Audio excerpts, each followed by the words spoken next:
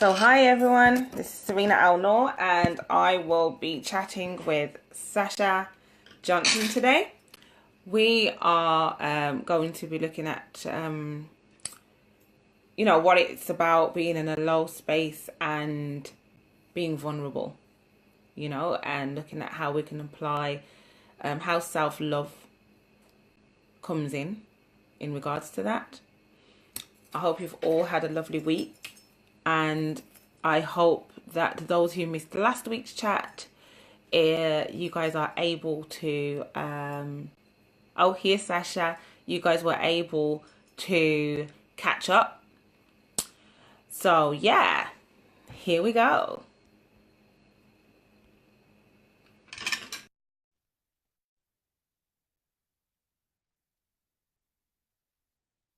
It's adding. Hi, Sash. Hi. Hi. You okay? Hi, honey. Yes, I can hear you and I can see your beautiful face. How are you, honey? I'm fine, thank you. How are you? I'm all right, Tar. I'm just That's checking my good. volume.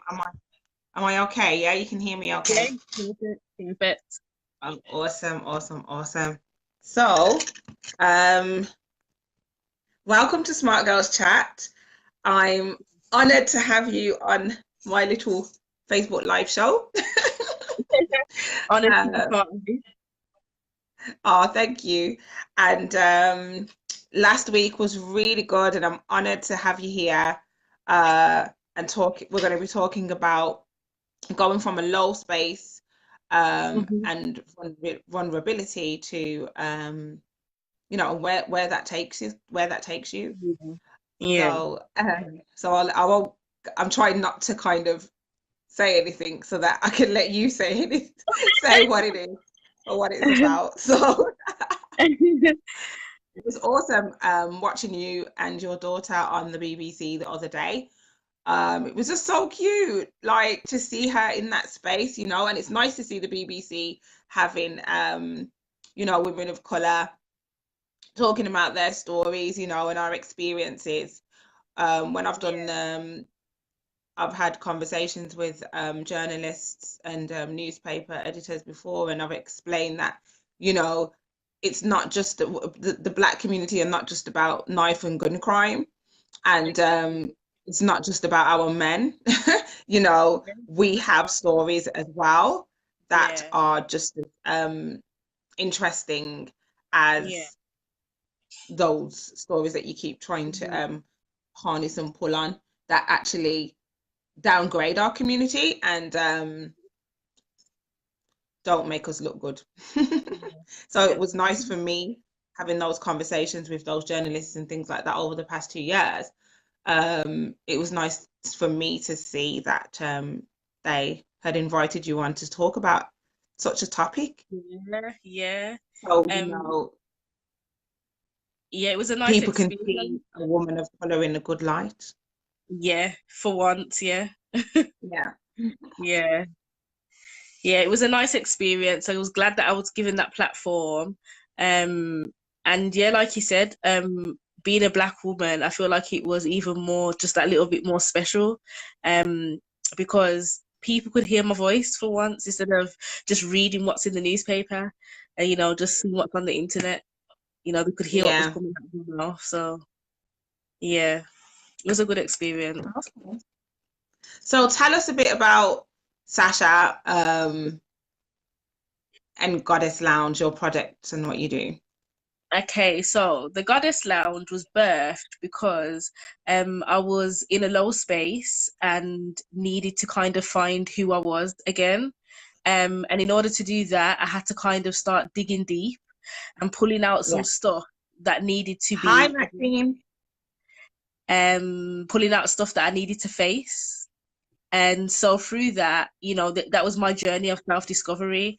And so I started to write about it, and writing's one of my passions. So I started to Yeah. write about it and pull it in blogs. And then I started to do podcasts and put it out there.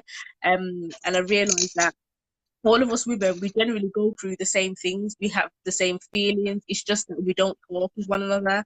We don't express Yeah. this. This common misconception that because women are emotional they talk, it just, you know, this misconception that we actually sit down and are very open and vulnerable with one another, and it's far from the truth. Like, we hide things like men too. And Yeah. so I realized that, you know, we all feel the same. And through my writings, I realized that a lot of women resonated with the stuff that I wrote about, the way that I felt, the experiences I went Mhm. through. And yeah, it's just been a journey ever since then. And it's that now, to be fair. Like, I'm still putting stuff out. I've still got a long way to go. And for me, it's about empowering women to kind of be honest with themselves, honest Yeah. about who they are, you know, rather than the person they want to be or they want the world to see them as. So So yeah, tell us goddess. about your writing. Okay, so my writings, they just vary from topic to topic. Honestly, like, I've pulled I out so love much. your writing. I do. I Thank love them. you, And thank I you. really enjoy your podcasts as well. Thank you. Thank you. I think for me, as we're talking about vulnerability, this is my space to be vulnerable. Um, it's a space for me to be very open, not only with myself, but with other women, so that they can vibe with me, but with themselves as well. Because, you Mhm. know, when it comes down to it, we're all one. Yeah. We all want, we're all the same. Do you know what I mean? So there's no difference. So for me, my writings, I've tried to be very raw and honest about how I felt or the experience I went through. I'm not trying to sugarcoat anything. I'm not trying to hide behind anything. I'm really just putting it out there and giving it to people, so that it gives them a space to kind of see and think, okay, like, yeah, I felt like that, you know, like, wow, like, how come she can be so honest, like, just out there? Maybe I should try it myself. um, so that's where my Yeah. writing came from. That's awesome. Um, so it's more about you empowering other people than empowering yourself. How does it empower you to, when you write, how does that make you feel being able to express yourself in that way, you know? You know, honestly, it's a release for me. It's a release because my blogs are almost like an online diary as such. So it's like, Okay. you know, yeah, online journal. So as much as I'm being honest with myself and opening up, I'm letting the world see that vulnerability. I'm letting the world see how I feel. And so for me, even though I'm empowering other women, I'm still empowering myself, because I'm making those steps, like, to be vulnerable, to be open. So it's like, wow, Sash, you jumped from there to be here.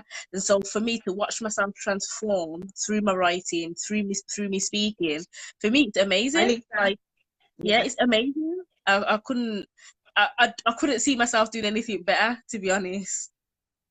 Oh, bless you. I mean, Mm. we've done stuff together, we've worked Yeah, together, yeah, and you've done the Four Powers coaching program at one point. So for me, I'm hearing that you are aligning with your authenticity and yeah, maintaining your integrity, basically. So yeah, you're honoring the words and thoughts that you give to yourself and others, and you're being empowered by that rather than being depressed by that, yeah, and yeah, also being authentic and encouraging other people to be authentic as well. So really you're expressing yourself from that space. So that's yeah, awesome, yeah, for me to hear yeah, personally anyway. definitely.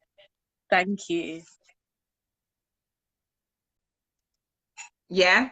So let's talk about the topic, Yeah. low and vulnerability. What is that?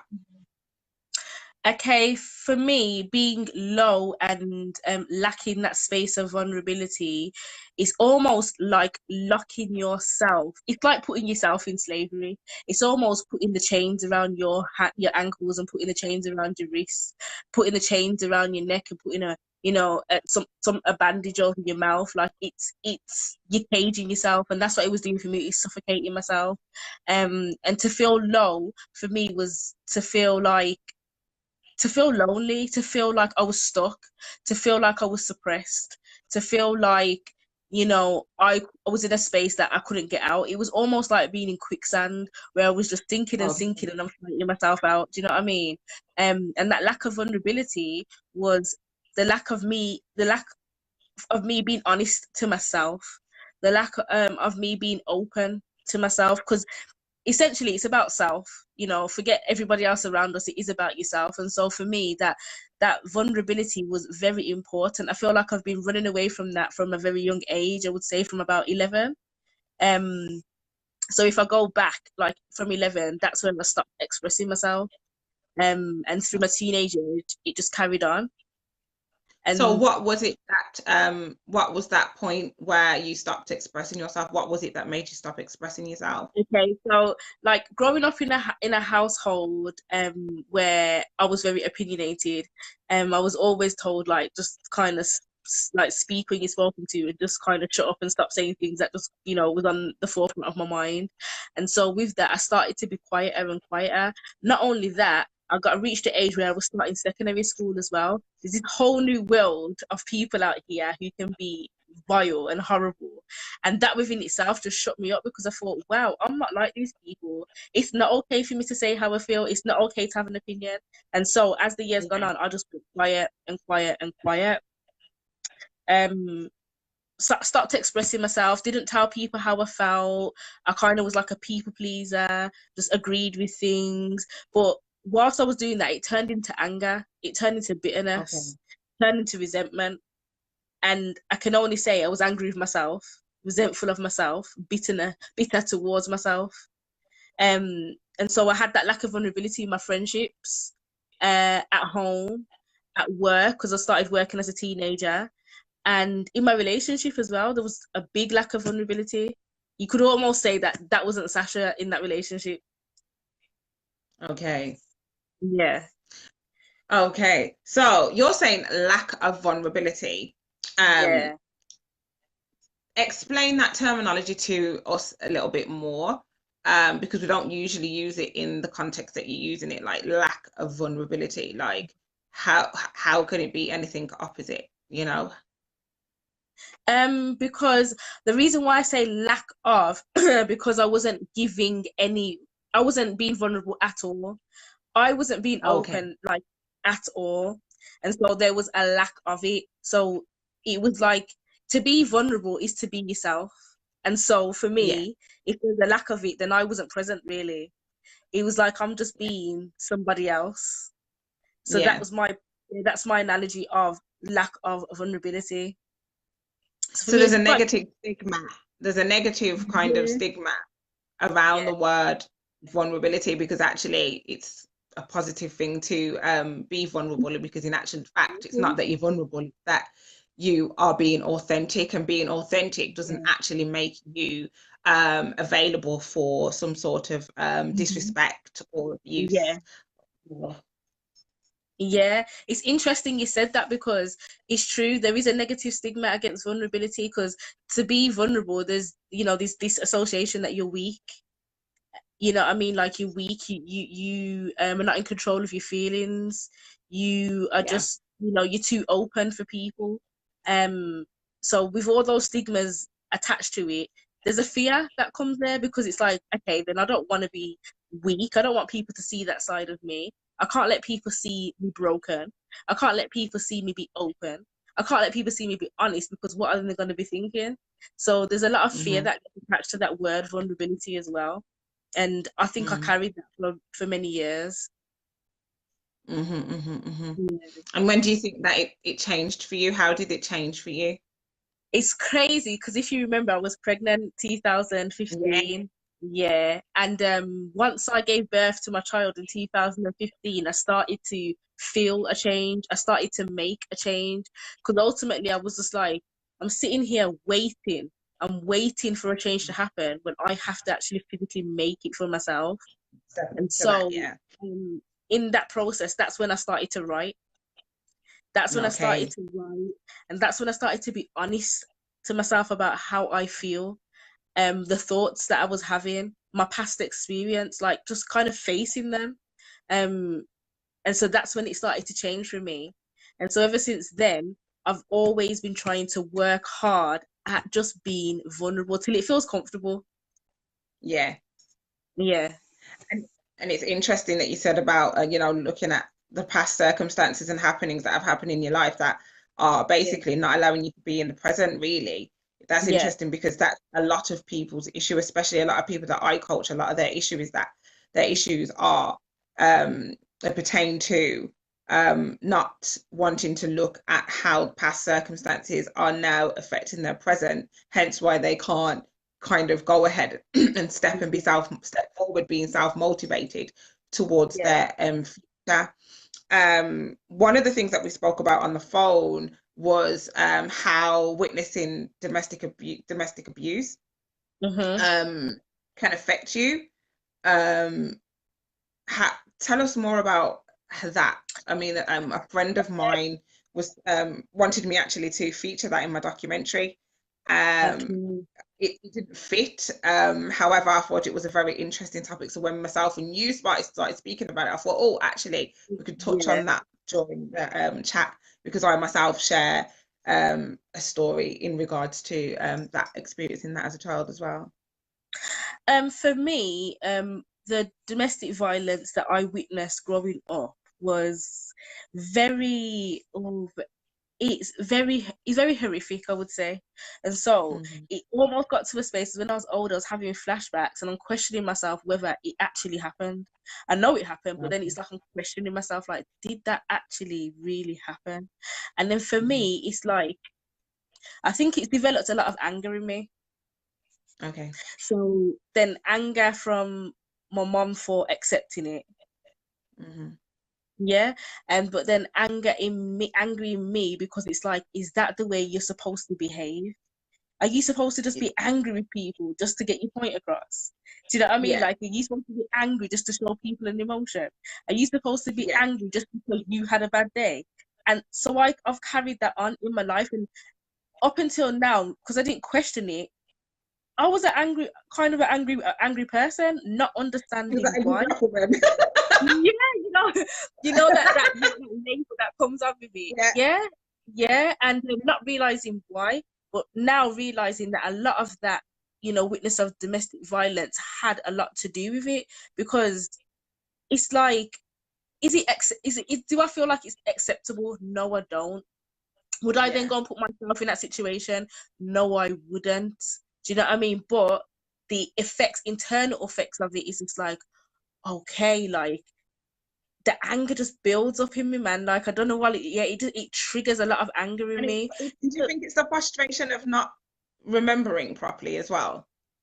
Well, it's funny you say that because, like, I remember quite a lot. I feel like I've just kind of tried to block it out. Honestly, I feel like I Mm. remember a lot. I've literally just tried to block it out because it's not something nice to kind of keep repeating in your Yeah, head. resurrecting. Yeah, Yeah. yeah. But I think the frustration is because I was there. After frustration was the fact that it was done in front of me. The Yeah. frustration was because it's like, well, then I didn't matter enough to these people for them to display this kind of behavior in front of me.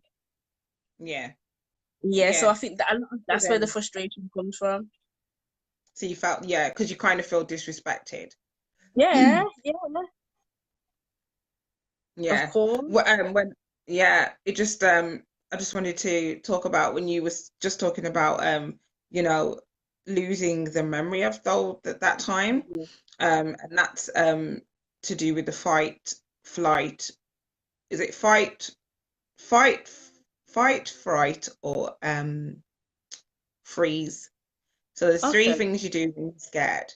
You either fight, run away, or freeze.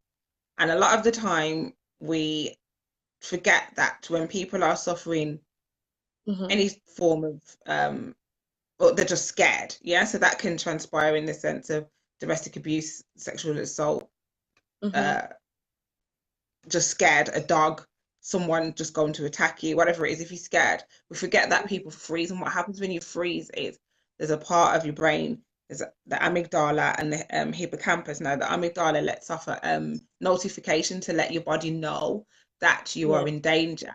So the hippocampus is this part of your brain that stores memories. So when the Mm-hmm. amygdala activates itself, it shuts down the storage compartment of your brain in order for you to release something called cortisol so you can go into survival mode. And that's why you find it hard to resurrect the Mm-hmm. memory, because maybe as a child you actually would have froze because you didn't fight back and you didn't Mm-hmm. run, so you would have just froze. And that's what it does to the brain when you freeze. The amygdala goes off as a notification to let you know that you're in danger. The Yeah. hippocampus and everything else shuts down in order for the cortisol to release itself so that you are now in pure survival mode. Okay. If we look at the body in terms of a machine. So that might explain, I hope that gives clarity into why you feel like you can't remember very well, because Yeah. that's the process that happens. I'll put that in my documentary as well. I've explained it probably better in my documentary. So I hope that brings a bit of clarity there. Even with me, I grew up in a home where my mom, she was suffered domestic violence from one of her partners, and I probably was about 6, and I literally was had this fear of men for years. So, when we look at it from a spiritual perspective, where people are our mirrors kind of thing, Mm-hmm. or they, when we meet people, they can remind us of past situations. And there Mm-hmm. was a point where even in my teenage years, I was scared of men, like scared. Um, and it's not until I got older and started to do the healing and things like that, I was able to piece together why I felt like that. I mean, it faded from it wasn't so strong in my early 20s, but I can still see where that actually affected me in a very Mm-hmm. negative way. And I share the same sentiment as yourself in regards to feeling like the adults in the situation didn't really consider how that affected me as a child. And then drawing back on the conversation that I was having with my friend the other day, she very much explains that she was traumatized by experiencing or viewing domestic violence within the home setting. Um, Yeah. so it's actually very serious. It's something that we all need to think about, because it adds on to our perception of low vulnerability, as Yeah. you would call it. This is another factor that brings the feeling of vulnerability into children's lives, Yeah. which does affect the adults. So because the adults have gone through it, they think they're the only ones that who are affected by it, whereas actually, in actual fact, everybody's who is involved is affected by it. And like you said, you're an adult now with children yourself, and you can talk about how that affected your um perception of self. Yeah. It affected your relationship with your mum. I mean, I didn't trust my mum at all. I didn't feel Mhm. like she could protect me. you know Yeah. You so do. our Yeah. relationship was very volatile, for Mm-hmm. various reasons. However, that was one of the reasons I just didn't trust her. I didn't think she was there to protect me. Mm-hmm. I probably was right in some ways, which Mm-hmm. I'm sure as you can guess, because I'm quite open with my story. However, it does affect your self-esteem. Yeah. So yeah. Yeah, I agree on that. I mean, for me as well, also with men, it wasn't to say that I was fearful of them, but I always tried to run away from the image that I had at home. So that guy, that father, if I was to, meet a guy, I would make sure he was the total opposite, but the total Mm. opposite of, does he have the same job prospects and every job prospects as my father, and Yeah. does he had a history of being violent towards women? No, he doesn't. So then in that aspect I would just still accept anything that was opposite, even if it was still Other bad. than that blueprint. Yeah. Yeah. So it's like I could still accept rubbish as long as I didn't have that.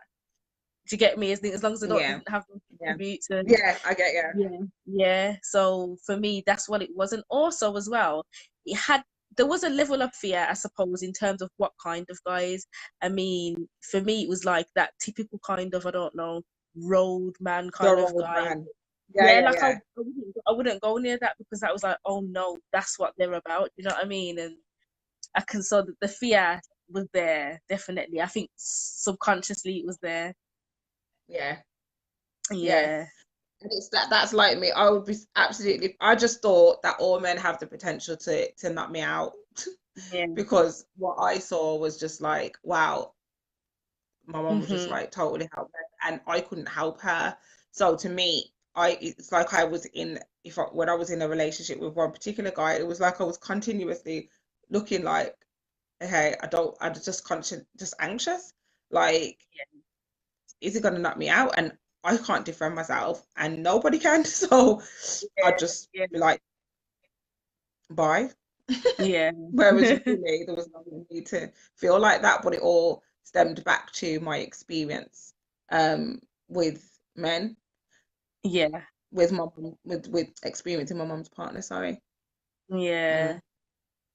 Yeah, that's interesting. That is, it means it does affect us. I think people kind of take it to surface level and don't understand the depth of these situations happening around, like you said, the other people that are present.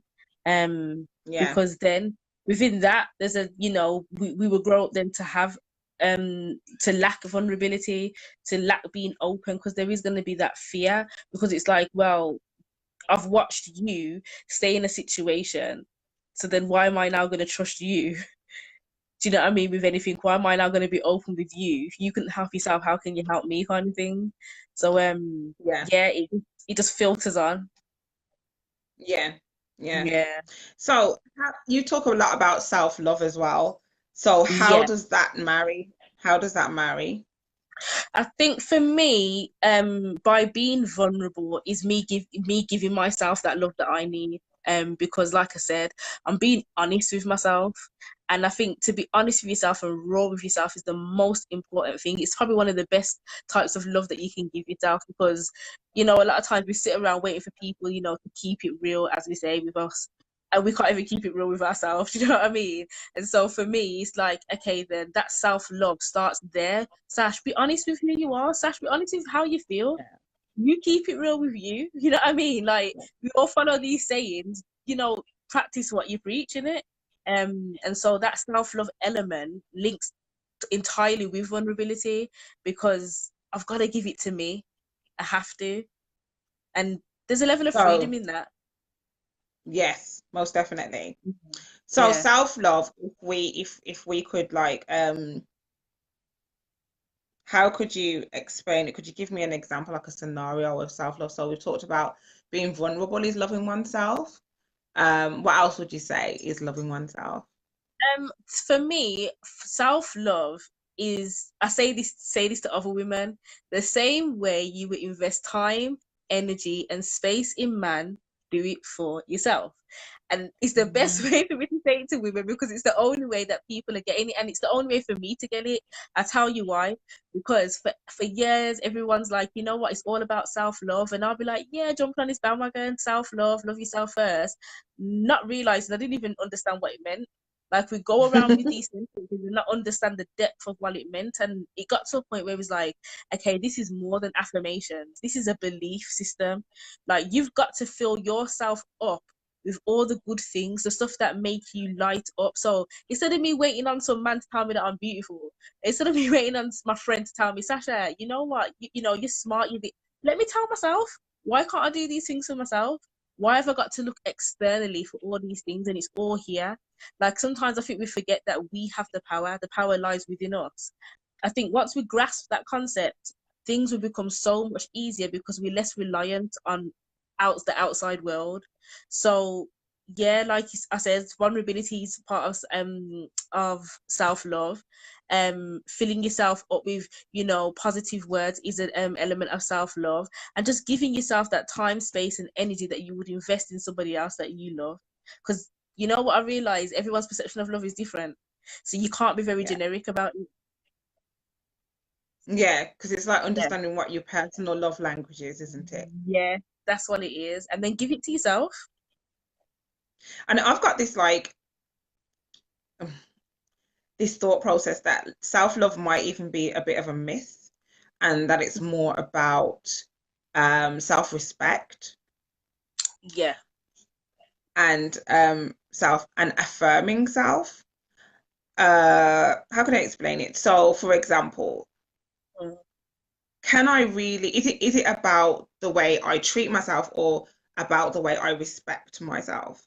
Because for example, I can't really love myself the way I love you. I can't really love myself the way I love my daughter because I'm not that person. Mhm. But what I can do is have enough respect for myself to make sure that the way I interact with people or the way I think Mhm. or the way I behave, I carry myself with a level of respect, Yeah. which then presents itself as self-love on to the onlooker. Mhm. Because when you look in the mirror and you think, oh, I look beautiful, that's more of an affirmation, more so than loving oneself, if that makes sense. Yeah, definitely. Or yeah, I agree on that because I remember I was at a stage where it was like affirmations were the go-to, and I'll be in the mirror like, Sash, I love you, Sash, you're beautiful. But I didn't believe it. I got to a point where I was like, these affirmations are rubbish. No word for I was like, I'm not even believing this no more. It don't work. But, yeah, because it's just words, isn't it? And if you don't believe it and you're just saying it and you're not even resonating with that person in the mirror, it doesn't make sense. But like you yeah, said, it is about certain actions as well that choices. I always say like the choices and decisions you make show, like you said, self-respect, self-worth, like how much you have that for yourself. And it's like they're all interlinked in it, this whole self-love. For me, like self-love is kind of a cliche word because everyone's just yeah. throwing it around. Exactly. This is, Yeah. that's why I was asking you to say what self-love looks like. Yeah. That's why I was saying for me, self-love isn't, it doesn't describe what it looks like. It doesn't tell me how to act. It doesn't tell Mm-hmm. me how to behave. However, if I have a level of self-respect for myself, someone says, okay, so you have some self-respect, I get it. Yeah. If someone's saying, Yeah. affirm yourself, I get it. Mm-hmm. And then that, through the action, that then presents itself as self-love. Mm-hmm. Yeah, and you're right. Like, and that's why I said, like, when everyone was on this, you gotta love yourself first. I was like, what does that even mean? Like, no one couldn't give me a manual. No one couldn't give me the first step. Google couldn't tell me my step-by-step process. Like, no, Exactly, it was just exactly. nowhere to be found. And so for me, what I had to then do first was figure out what does love even mean to me first. Once Speak I to figured you. out that, yeah, once I figured out that, I was like, okay, let's move forward with this. I looked at my choices that I was making. I looked at my thought Mm-hmm. processes. Do you know what I mean? Like, even how you Mm-hmm. do treat other people as well, it kind of just shows sometimes the level of how you feel about yourself. So, Yeah. all of those things combined, you know what I mean? Like, they have an so called self love or whatever it is. Um, so yeah, like you said, self-respect, people can resonate with that. Affirm yourself, people Mm. can resonate with that. But yeah, self-love is kind of just a word that just, I don't know, arrived. It must sound good, doesn't it? Yeah, It's yeah, like it's like procrastination. Procrastination sounds good. yeah. But you know what's funny is even like when I did that with the BBC, I didn't entitle it self-love because that wasn't my motive. Ah, That wasn't where I was coming from. My title was yeah. about exploring what love meant to me. And so Exploring what because it meant to you. Okay. Yeah, and so because I have that title, people just, they grasp, okay, that's self-love because it's about me. So, I didn't, that wasn't the title that I went with. That wasn't something that I chose it to be. Um, Yeah. yeah, because like if you read my blogs, it's one of those things I talk about, like, it's this word that floats about, but I just found it hard to grasp. Yeah. Yeah.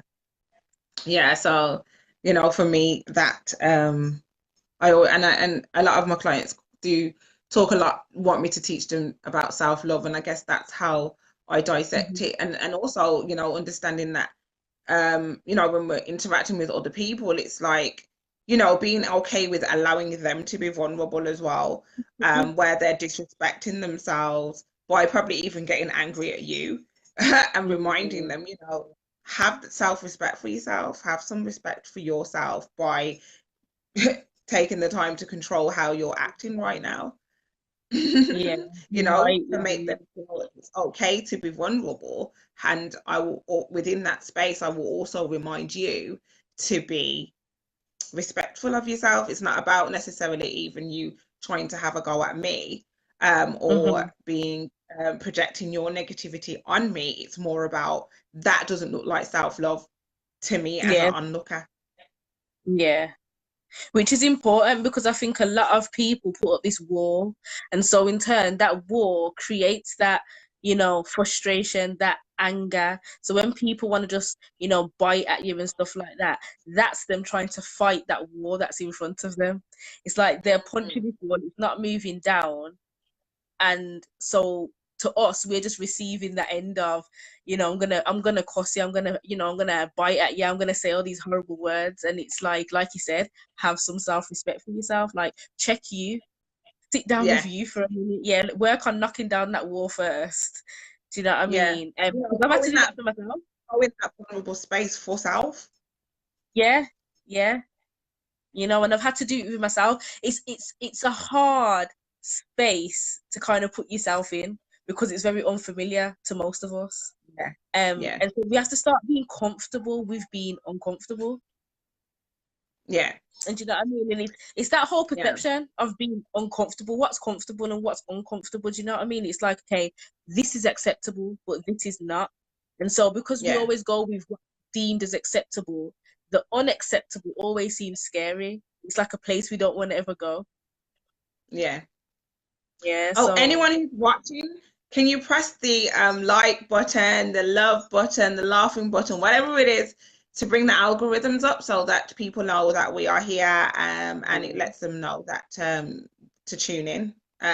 Me and Sasha Johnson are talking about you know, how self-love is self-love a myth, really, aren't we? That's what we're talking about. And yeah, also how it relates to being vulnerable and having low vulnerability, and the stigma around being vulnerable as well. yeah. Yeah. I, So I press the also likes and stuff so that we can get the I algorithms feel up. like for Black women especially, I feel like it seems to be harder for us to be vulnerable. Um Mhm. because we get a lot of stick. I feel like we get a lot of stick about, the stereotypes that are placed on us, that have been attached to us, because those labels that get thrown at us and that are attached to us, we start to act it. So this whole, Yeah, yeah, we start to then be the angry Black woman. We start to then be the Black woman with the attitude. Do you know what I mean? Like, we start to act that out. And it's like, before we sit down and check if that's really us, we just start to act, we just take on all these labels that get thrown at us. And so for Black women, it's like, it seems to be so much harder to be vulnerable because it's like we all walking around with this big ego. We all yeah. walk around with this big ego. We can't smile at each other. We can't pay each other compliments. We can't just say, you know what, today I'm not okay. Or we can't even ask somebody else, are you okay? Instead, we have to judge. We have to make someone feel small. Do you know what I mean? We put up this wall, this ego, and that makes somebody else feel less than. We've got these bad habits that we need to cut them dead. It's not One helping of us the at things all. that I've learned over the past year or two is to actually cry. Choose to I cry. love that. Yeah. So that's one of my things, advice for you know, especially women of color, It's um, okay. is choosing to cry in a situation rather than, you know, even if you miss your partner, for example. A lot of my friends, I noticed at some one point, they'll miss their partner and they'll start cussing and accusing him of cheating and all kinds of stuff, and shouting that you can't disrespect me and I worth Yeah. more than this because you don't come and see me, or you haven't phoned me, or you haven't texted me, or whatever. When why wouldn't you Mm. just cry? Yeah. You take it out. Because then that's more, you know, he'll be like, oh, she's crying because she misses me. Oh my God. Do you know what's again? I've Because even tried it on my boyfriend. And it actually worked. do you It know actually why? worked. Like you said, men they expect us as women to be that, to Yeah. be vulnerable and open. And I think this whole stigma with a strong black woman, like, you know what I mean, we're living up to it in the wrong ways. Like there's many ways to It's be making strong. us look really masculine. That's Yeah. what's happening. And to the You point know, that we're whereas, struggling to find our femininity. We can't reach it back. yeah, yeah, Yeah. yeah. It's because we've affirmed the commands that have been put on us, and we Yeah. are actually acting according to those commands. You don't cry, you're strong, nothing bothers you. Yeah. You can do this. It was the other day I went for a walk with one of my friends and we was talking about some stuff that's going on in our lives at the moment. And we were just having a little sharing session, walking down the road, went for a walk. And then just as she left the house, she was like, "Oh, don't worry, Serena. We could do this. We are strong black women." And I was like, "Listen, that's not my affirmation no more, Ruth girl." That is not And my now we affirmation. can't say it. Yeah. We I'm can't strong, that but yes, word. I'm Yeah. okay with being weak at the same time. I'm Yeah, so and okay with being weak at the same time. that's it. There's this whole fear of us being weak or seen to be weak, that, we just start to be masculine, like too masculine though. Like I am guilty 20 times over. I can put my hands up, the judge can sentence me. Like I have been that woman. Being like, I can keep it real. Like it's what it is as well, because when you grow up and you see that from a woman, you feel and learn that you're supposed to be that way anyway. Yeah. Yeah, so you see that growing up from all the other black women that you're around, you're like, okay, that's the norm, innit? Like that's how we're supposed to act, that's how we're supposed to be. Yeah. Yeah, so when people tell us to be vulnerable, we're like, vulnerable? Like, what does that even mean? Like, are you mad? Like, I can't do that. It's scary, very scary. And it's interesting, taking it to the children, for example. Even today, Mm. my daughter was getting ready to go to bed and she starts crying. She doesn't want to go to bed and whatever. Then she comes and she says, "Mommy, I apologize for being so emotional, blah, blah, blah, blah, blah." I said, "You know what? You're a girl. It's okay for you to be emotional. However, it's not okay for you to project it as anger onto me." And she's like, And that's "Oh." important. Those are the That's things what that I'm we should saying. be doing. Yeah, those are the things we need to be telling, our young girls and stuff like that. Is that it's okay, instead of, no, shut up, you shouldn't be crying, what you're crying for. All these stuff that just cut it dead, that put that block there. We've got to start Yeah. nurturing it and accepting it, and Yeah. accept And allow ourselves it. for doing it as well. You know what's interesting as well? I mean, I'm just looking at it from an angle of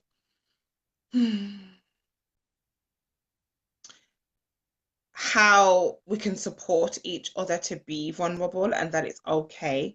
So, for example, I guess me saying to my daughter, it's okay for you to cry, it's okay for you Mhm. to be emotional. However, what's not okay is for you to project it onto me, and I Mhm. feel like that's something, a way to, for something for us to keep in mind as humans, to Mhm. be more supportive when people are upset, Yes. you know, um, rather than judging people for being upset. I remember when I went to Bali, and I stayed with my guru.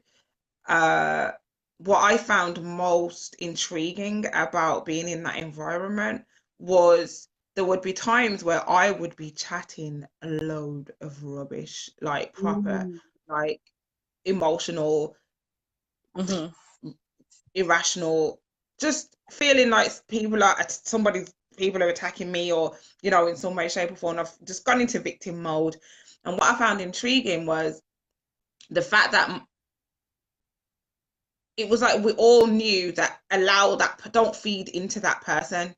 So, for example, if I went over to someone and was like, "Oh, this happened to me, blah blah blah blah blah blah blah blah blah," that person would Mhm. literally just stand and listen to me and just not feed into it, nothing, just literally stand. And I'd be going, "Well, what do you think?" and blah blah blah, and they'd be just like, "It's okay, I don't think anything. I think you're expressing yourself." And then I literally would feel myself just calm down because the person's not feeding into what I'm saying, not feeding into me continuing to believe that. So I'm having to, I'm calming, the ego's dropping kind of thing. And the point that I'm making is that if we could bring that into our realities and into our spaces, that whole idea of supporting someone who is being vulnerable, it's all about it's okay us recognizing when we're vulnerable, but when you recognize someone is vulnerable, how do you act? Do you get what I Yeah, mean? think about How do you, and that's not from a coaching perspective, that's not from a professional perspective, that's from a that. just being human perspective. How do you support? Just be mindful of how we're supporting people who are vulnerable, whether it's our children, our partners, our work colleagues, our managers, whoever it is. You know, that was a really, really, really big tool for me uh, whilst being out there that I brought back with me. And Yeah. it would be nice to see more people able to be objective when people are in that space of vulnerability, so they don't feel like they're judging themselves. They don't feel like, oh, I can't do this because now that person's going to say, why are you acting like that for? I thought you were stronger than that. Oh, you should Yeah. know better. Oh, I thought you was this. Oh, your life's all right. Blah blah blah blah. Whatever the comments are that people make, sometimes we just need to shut up, be objective, or and not feed into what that person's saying. Yeah, learn to be a bit more compassionate and understanding. Allow people that safe space to just be. I think that's the key thing. Just allow people to have that space to just be, because in effect, like for me, being vulnerable, it's like you gotta trust. You gotta trust the space you're in it. People don't trust the Mm, space they're in. They don't feel safe, and so for them, it's like, okay, I can't do this. Something in their brain says, I don't feel comfortable. I don't feel safe at the minute. I don't feel protected. I can't release it. I can't let go. I mm, have to protect myself by not opening up. Do you know what I mean? And you're right. We have to start creating these spaces where people do feel comfortable, where we can give people the compassion, the understanding. And I don't think people understand the moment you start judging someone else, you're judging yourself. It just shows, how you actually feel about yourself. And so as much as you may make somebody else feel less than who they are, it shows that that's what you think about yourself, and that's how it is. I yeah. would hope more women come together. It's the reason why I created my blog, so that women can, have that space to be vulnerable and, not feel alone. Yeah. We've got to kind of unite, and this is not no feminism, girl power kind Nah. of. It's not that road, you know what I mean? It's just being honest. Like, let's support each other more. Like, we need it. Yeah, and just be We more need it feminine. more. Yeah, Yeah, yeah, and you know what it is? I believe, Serena, we need to be a lot of us need to be taught how to be that though. well, I'm And doing I a think, program at the moment about how to be feminine. really, You'll see that. Yeah, really, you'll see that flying around soon. okay, that's Um, cool. yeah. So it's interesting, because I'll be doing a lot of sharing my story. I've done a few Yeah. YouTube vlogs on me being very matriarchal Hmm. in relationships and in my friendships, and how my friends will put that on me as well, that matriarch kind of attitude where Yeah, it's all I'm a mom and her matriarch and acting like I'm a part of her tribe and I've broken the loyalty rules and all this stuff, and breaking that down and getting it back down to us just being nice and warm and kind in the right yeah, spaces. I mean, there's a time to harness that warrior energy, and I wouldn't yeah, say that we should take it away, but there's different archetypes of the feminine definitely characteristics that we need explore. to explore, yeah. Yeah, Not definitely. be that ridden social norms, like we've Yeah, talked about. yeah, definitely. I can't wait for this course that you're putting out. Then that'll be very Yeah. interesting. It's Very basically how to rid interesting. yourself of social norms, um, to sit in your embrace your femininity. Yeah. It's Okay. about harnessing feminine power in your Yeah. relationships, and then, apply that in any other aspect of your life, and looking at masculine and feminine counterparts as well. So Yeah, yeah. that I think that's needed. Yeah.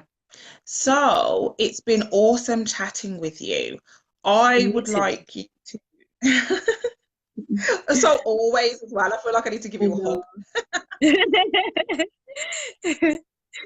Oh, bless you. So hugs down the phone, hugs through the Facebook I Live. know. Energy. I know. Um, yeah. So let us know where we can find you, your website, your Twitter, all of that, all of Okay, that, all of that. so guys, you can find me at my blog space, which is www.thegoddesslounge.com. You can find me on Instagram, The Goddess Lounge. You can find me on Facebook via The Goddess Lounge.